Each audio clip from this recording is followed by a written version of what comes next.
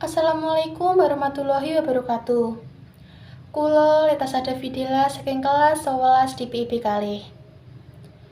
Sugeng siang bapak-bapak lan ibu-ibu. Salam sejahtera marang kalian sedaya. Ingkang kinurmatan Bapak Sugito Kepala Dusun Kasreman. Ingkang kinurmatan Bapak lan Ibu Dinso pemilik acara niki. Lan ingkang kinurmatan Bapak lan Ibu tamu undangan.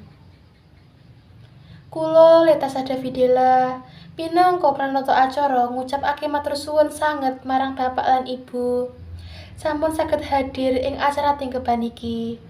Ing dalemipun Bapak lan Ibu Dinso. Puji syukur kita aturaken dumateng Gusti Allah.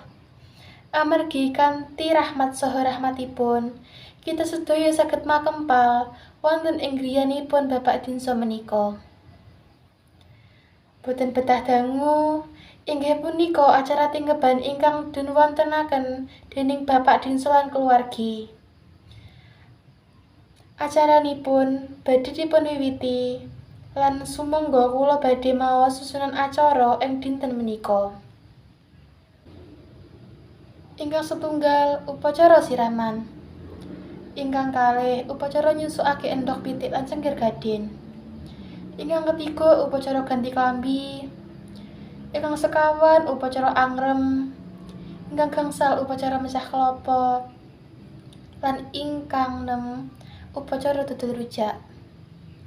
Para rawuh ingkang kinurmatan, adicara wiwit Purwomardio sampun kalaksanan kanthi wilujeng ing sedayanipun. Saking kula minangka pranata acara, menawi wonten kelepatipun kawula atur pangapunten. Wassalamualaikum warahmatullahi wabarakatuh.